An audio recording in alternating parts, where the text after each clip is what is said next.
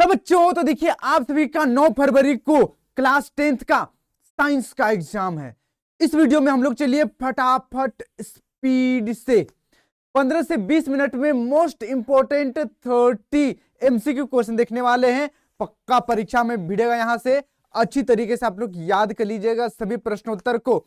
तो चलिए हम लोग स्टार्ट करते हैं। अपने सभी दोस्तों के साथ वीडियो को अभी के अभी शेयर कर दीजिए। इसके बाद में आप सभी के लिए सब्जेक्टिव क्वेश्चन भी अपलोड कर दूंगा, आपको इसी चैनल पर मिल जाएगा, इस वीडियो के डिस्क्रिप्शन पर मिल जाएगा। तो चलिए बिना देर किए हम लोग स्टार्ट करते हैं। आप सभी की तैयारी कैसा चल रहा है नीचे फटाफट कमेंट कर दीजिएगा। और आप सभी बोर्ड एग्जाम 2026 में कितना परसेंट का टारगेट सेट किए हैं फटाफट नीचे कमेंट कीजिए। और फिर स्टार्ट करते हैं आज का हमारा सेशन। 15 से 20 मिनट में हम लोग पूरा 30 क्वेश्चन देखेंगे। और आप सभी को मेरे आंसर बताने से पहले कमेंट करना है कि कौन सा आंसर होगा, ठीक है? तब तो मजा आएगा। कमेंट कर दीजिएगा फटाफट फटाफट, आपका भी टेस्ट हो जाएगा। और वीडियो के लास्ट में मुझे जरूर बताइएगा कि इनमें से कितनों का उत्तर आपको ऑलरेडी पहले से आता था, बताइएगा। चलिए ठीक है, पहला क्वेश्चन देखते हैं हम लोग। पहला क्वेश्चन देखते हैं, मोटर वाहन के अग्रदीपों में किस दर्पण का उपयोग किया जाता है? मोटर वाहन के अग्रदीप हेडलाइट में भैया कौन सा दर्पण होगा? देखिए, उत्तल दर्पण, अवतल दर्पण दोनों, या इनमें से कोई नहीं। तो इसका सही आंसर हो जाएगा अवतल दर्पण। अवतल दर्पण का उपयोग किया जाता है हेडलाइट में। फिर देखिए आगे, उस दर्पण का नाम बताएं जो बिंब का वास्तविक, उल्टा तथा आवर्धित प्रतिबिंब बनाता है। पहला ऑप्शन है अवतल, दूसरा उत्तल, तीसरा समतल, चौथा इनमें से कोई नहीं।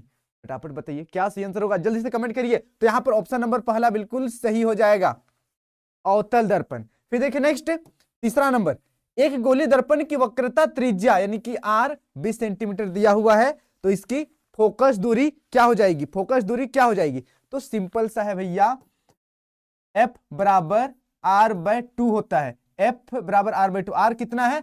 20, तो 20/2 यानी कि 10। ऑप्शन नंबर दूसरा। फिर देखिए 4 नंबर, अवतल लेंस के चश्मे का उपयोग किसके देखिए उपयोग करके किस दृष्टि दोष को दूर किया जाता है? अवतल लेंस के चश्मे का उपयोग करके किस दृष्टि दोष को दूर किया जाता है? पहला निकट दृष्टि दोष, दूसरा दूर दृष्टि दोष, तीसरा जरा दृष्टि दोष, चौथा अबिंदुता। जल्दी बताइए जल्दी बताइए। ऑप्शन नंबर पहला बिल्कुल सही हो जाएगा। फिर देखिए ऑप्शन नंबर पहला निकट दृष्टि दोष। फिर देखिए, आंख के रंगीन भाग को क्या कहते हैं? रंग बिरंगे भाग को, रंगीन भाग को आंख का क्या कहते हैं? रेटिना कहते हैं, कॉर्निया कहते हैं, प्यूपिल कहते हैं, या आइरिस कहते हैं? तो इसका सही आंसर हो जाएगा, फटाफट बताइए, ऑप्शन नंबर चौथा, आइरिस कहते हैं। फिर देखिए नेक्स्ट अगला 6 नंबर, विद्युत आवेश का ऐसे ही मात्रक है। विद्युत आवेश का ऐसे ही मात्रक क्या हो जाएगा? जल्दी बताइए। विद्युत आवेश का ऐसे ही मात्रक, पहला एम्पियर, दूसरा वाट, तीसरा कूलम, चौथा ओम। विद्युत आवेश का ऐसे ही मात्रक को बोलते हैं एम्पियर। इसको कूलम बोलते हैं भैया, कूलम बोलते हैं, कूलम बोलते हैं, कूलम, ठीक है, कूलम। देखिए विद्युत आवेश के ऐसे मात्रक को क्या बोलते हैं? कूलम, याद रखिएगा। फिर देखिए, उस युक्ति का नाम लिखें जो किसी चालक के सिरों पर विभवांतर बनाए रखने में सहायता करती है। फटाफट बताइए। पहला अमीटर, दूसरा परिपथ, तीसरा फ्यूज, चौथा सेल। बताइए यहां पर क्या बोला गया है? विभवांतर बनाए रखने में सहायता करती है, तो सेल सही आंसर हो जाएगा। फिर देखिए नेक्स्ट अगला 8 नंबर, ऊर्जा का ऐसा ही मात्रक क्या हो जाएगा? ऊर्जा का ऐसा ही मात्रक क्या हो जाएगा? पहला कैलोरी, दूसरा जूल, तीसरा ताप, चौथा न्यूटन। तो इसका सही आंसर हो जाएगा ऑप्शन नंबर दूसरा, जूल। फिर देखिए नेक्स्ट 9 नंबर, प्रत्यावर्ती धारा की आवृत्ति क्या होती है? प्रत्यावर्ती धारा जो घर में यूज होता है उसको बताइएगा। पहला 10 हर्ट्ज, दूसरा 50 हर्ट्ज, तीसरा 100 हर्ट्ज, चौथा 500 हर्ट्ज। आमतौर पर 50, ठीक है, 50 याद रखिएगा। फिर देखिए 10 नंबर, प्रकाश के परावर्तन के कितने नियम हैं? प्रकाश के परावर्तन के कितने नियम हैं? 1, 2, 3 या 4? चलिए ये आप पर मैं छोड़ दे रहा हूं, आप लोग इसका कमेंट कीजिएगा नीचे। इतना सिंपल है भैया, आप लोग कमेंट कीजिए, फटाफट कमेंट कीजिए कि प्रकाश के परावर्तन के कितने नियम होते हैं। ये मैं नहीं बताने वाला हूं, ठीक है? 1 होता है, 2 होता है, 3 होता है, या 4 होता है, बताइएगा। चलिए ये आप पर मैं छोड़ दे रहा हूं, अगर आपको नहीं पता है तो कमेंट से कीजिएगा, आंसर मिल जाएगा। अब आगे देखते हैं अगला प्रश्न। देखिए 2PbNO3 2, तो इसको हम लोग हीट करेंगे तो तो हमारे पास 2PbO plus 4 nitrogen dioxide NO2 plus O2 अभिक्रिया है। ठीक है, ये एक अभिक्रिया है। तो ये कैसी अभिक्रिया है? संयोजन अभिक्रिया है, वियोजन अभिक्रिया है, विस्थापन अभिक्रिया है या द्विविस्थापन अभिक्रिया है। तो यहाँ पर देखिए, पहले यहाँ पर हमारे पास एक कंपाउंड था, वो अब टूट के दो अलग अलग हो गया है। वियोजन, टूट रहा है, वियोजन, ऑप्शन नंबर दूसरा। फिर देखिए 12 नंबर, लेड नाइट्रेट चूर्ण को एक परखनली में लेकर गर्म करने पर भूरे रंग का धुआं निकलता है। यह धुआं क्या है? यह धुआं क्या है भैया? लेड नाइट्रेट चूर्ण को एक परखनली में गर्म करने पर भूरा रंग का धुआं निकलता है, क्या है? यहाँ पर नाइट्रोजन डाइऑक्साइड है या सल्फर डाइऑक्साइड है, कार्बन डाइऑक्साइड है या N2O है, बताइए। तो यहाँ पर ऑप्शन नंबर पहला बिल्कुल सही हो जाएगा, NO2, नाइट्रोजन डाइऑक्साइड। फिर देखिए 13 नंबर, कौन सी पदार्थ क्लोरीन से अभिक्रिया करके विरंजक चूर्ण बनाती है? बुझा हुआ चूना, शुष्क बुझा हुआ चूना, धावन सोडा या बेकिंग सोडा? बताइए जरा, फटाफट बताइए। तो इसका सही आंसर हो जाएगा ऑप्शन नंबर दूसरा। फिर देखिए आगे 14 नंबर, पौधों के विकास के लिए उपजाऊ मिट्टी का पीएच मान क्या होना चाहिए? पौधे के विकास के लिए उपजाऊ मिट्टी का पीएच मान, ठीक है, क्या होना चाहिए? तो यहाँ पर आप यहाँ पर 6, 6.5, 7 आप दे सकते हैं, ठीक है, लेकिन यहाँ पर चलिए हम लोग न्यूट्रल मानते हैं। न्यूट्रल मतलब कि 7 को सही आंसर कर देना है आपको, 7 को सही आंसर कर देना है, ठीक है, 7 को। चलिए फिर देखिए, संतरा में कौन सा अम्ल उपस्थित होता है भैया? संतरा में पहला ऑक्जेलिक एसिड, दूसरा टार्टरिक अम्ल, तीसरा फॉर्मिक अम्ल, चौथा सिट्रिक अम्ल। बहुत इंपॉर्टेंट है, परीक्षा में आता है इस प्रकार से प्रश्न। तो यहाँ पर ऑप्शन नंबर चौथा बिल्कुल सही हो जाएगा। अब आप लोग मुझे कमेंट करके बताइएगा, आप लोग मुझे कमेंट करके बताइएगा कि फॉर्मिक एसिड, फॉर्मिक अम्ल किस में मिलता है? ये भी आ सकता है परीक्षा में। और आप लोग मुझे बताइए टार्टरिक अम्ल किस में मिलता है? ये भी परीक्षा में आ सकता है, ठीक है। नीचे फटाफट कमेंट कीजिएगा, टार्टरिक और फॉर्मिक किस में मिलता है, मैं देखना चाहूंगा आप लोग कितनों को पता है। फिर देखिए 16 नंबर, कमरे के ताप पर द्रव अवस्था में पाए जाने वाले धातु का नाम बताइए। भैया कमरे के ताप पर कौन से ऐसी धातु है जो द्रव अवस्था में रहता है, पिघला हुआ रहता है? बताओ बताओ। ब्रोमीन है, पारा है, दोनों है, फोस्फोरस, बताइए क्या है? अरे भाई साहब क्या होगा? आपने कभी थर्मामीटर देखा है, मतलब पुराना वाला थर्मामीटर? भैया पारा एकदम हाई हुआ, परीक्षा का टेंशन हुआ, पारा याद कर लो, द्रव अवस्था में पाया जाने वाला धातु है। अगर देखिए निम्नलिखित में अमलगम है, अमलगम कौन है? पारा जोड़ धातु है, गैलियम जोड़ धातु है, पारा जोड़ धातु या अधातु जोड़ धातु? बताइए क्या होगा? या धातु जोड़ अधातु, कौन सा आंसर होगा? बताइए कौन सा ऑप्शन सही होगा? तो अमलगम, हमेशा याद रखिएगा, पारा को कोई भी धातु के साथ ऐसे ऐसे ऐसे ऐसे करके मिला देंगे तो बन जाएगा वो अमलगम, पारा और धातु का।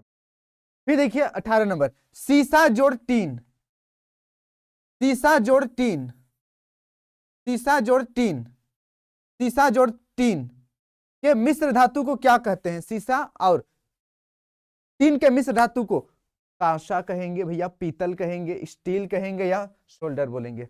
जब मैं छोटा बच्चा था भैया, बहुत इलेक्ट्रॉनिक का काम करता था, बिना मतलब का कुछ भी खरीद के लाता था सोल्डर, और उसको गर्म करके जोड़ा जोड़ी। पहले भैया बहुत सारा गाना बजाने वाला बॉक्स वगैरह सब आता था, बहुत सारा लाइट सब आता था, हम लोग बच्चा से वही सब करते रहते थे हम फ्री टाइम पे। तो यहाँ पर हो जाएगा सोल्डर, ठीक है। हाँ, उसके बाद देखिए आगे, 19 नंबर, किस हाइड्रोकार्बन में संकलन अभिक्रिया होती है? संकलन अभिक्रिया कौन सा हाइड्रोकार्बन? देखिए पहला C2H6, C3H8, C2H2 या CH4? तो यहां पर संकलन अभिक्रिया किसमें होगा? C2H2 में। फिर देखिए आगे 20 नंबर, कौन एल्डिहाइड है? कौन एल्डिहाइड है? 20 नंबर का क्वेश्चन है, कौन एल्डिहाइड है? HCHO या CH3OH, CH3CH2OH या COOH? एल्डिहाइड बताना है तो CHO, या इसको हम लोग HCHO ऐसे भी पढ़ सकते हैं, ठीक है। इसको ऐसे भी लिख सकते हैं हम लोग, CHO ऐसे भी लिख सकते हैं। फिर देखिए यहाँ पर 21 नंबर, वायवीय श्वसन में कितना ATP बनता है? बताइए जरा, वायवीय श्वसन में 2, 36, 38, 16। तो भैया देखिए वायवीय श्वसन में टोटल 38 बनता है, ठीक है, 38 बनता है, 38 बनता है। 2 उसमें यूज हो जाता है। नेट अगर क्वालिटी नेट एटीपी का बात करें तो वो 36 होता है, ठीक है, लेकिन टोटल बनता तो है आपका 38, ठीक है। 22 देखिए, मानव शरीर के किस अंग को रक्त बैंक कहते हैं? कहां पर रक्त बैंक है? हमारे बॉडी में भी रक्त बैंक है भैया, ठीक है, खाली हॉस्पिटल में नहीं होता है रक्त बैंक, हमारे बॉडी में भी है। कहां पर है? यकृत में, या प्लीहा में, या फुसफुस में, या वृक्क में?